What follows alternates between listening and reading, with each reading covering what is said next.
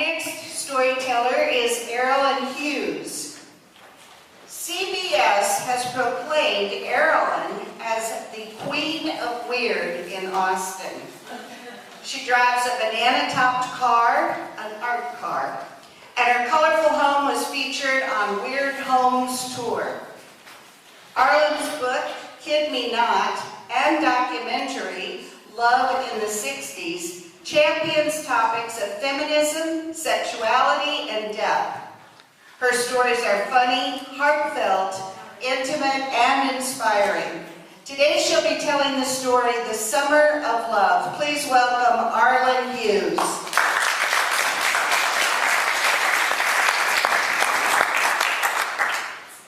I grew up in a small town in Oklahoma. I called it a peek and plum town. Peek around the corner and you're plumb out of town. Now in 1965, after my freshman year in college, I orchestrated my mother and another mother to take myself and 3 of my girlfriends out to Disneyland to the 10th anniversary.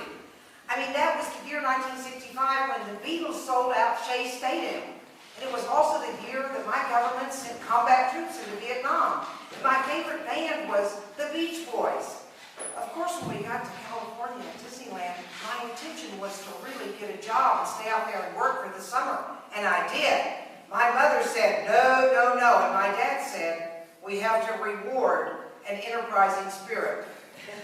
As the car drove off with my mother and the rest of them, I stood with one foot in the door, anticipation and excitement about the summer that was to come for me. The other foot in the door of utter terror.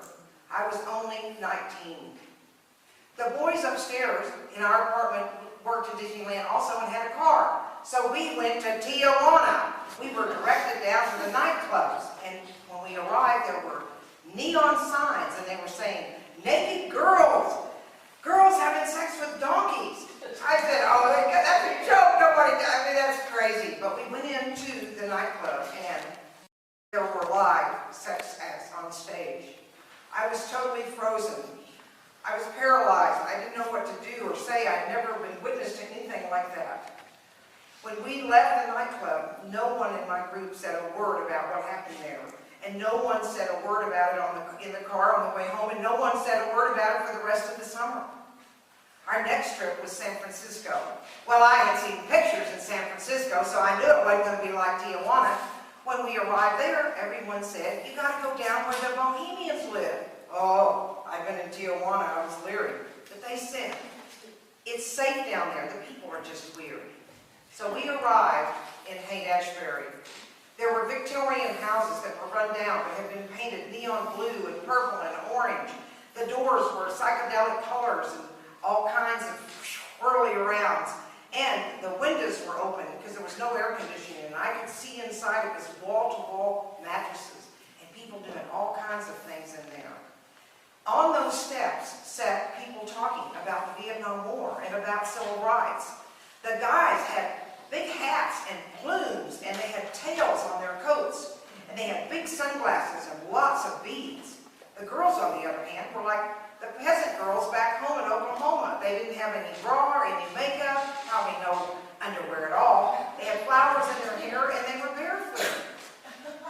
There was this new cigarette, and they were passing it around in a circle, and I thought it was because it was expensive. Later I found out it was called marijuana. I returned to Oklahoma that summer, not realizing that I had been in the breeding ground of the largest cultural revolution that our country had ever seen. And that the following year, 100,000 hippies would file into Haight-Ashbury and it would be coined the Summer of Love. And a couple of years later, we would all be at Woodstock. But back in Oklahoma, I stood with one foot in the door of tradition, the black and white door. Be a wife, a mother, a homemaker. And the other door, painted with psychedelic colors that kind of led to a magical mystery tour. But about that time, the boy next door asked me to get married. Well, I didn't want to hurt his feelings, so I said yes. He was handpicked for the Navy by Admiral Rickover and was on the nuclear-powered submarines that carried the Trident missiles. It was was 1968. Martin Luther King was killed that year.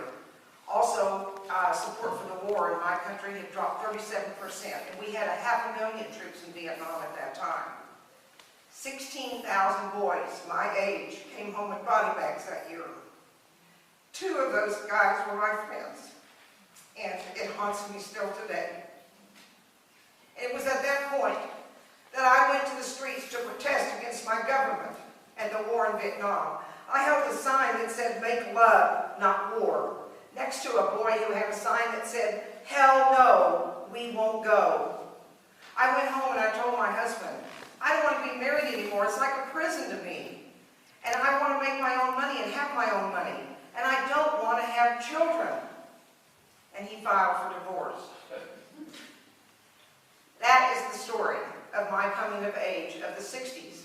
I am a baby boomer. I was born in 1946. And all of the first-year baby boomers turned 70 this year. I'm 70. Now, in the next 20 years or so, you will see the loss of my generation and the loss of our stories. Because we're going to die. We're going to die. I mean, it's, shocking and nobody likes to talk about it, but it's the truth. I have already bought my eco-green burial site and plot out of the cemetery. I'm going to be buried naked with a sheet. I'll have no embalming, no casket, no tombstones. I'm only going to put a rock beside my gravesite, and it will say, "She never ran out of things to talk about. She just ran out of time."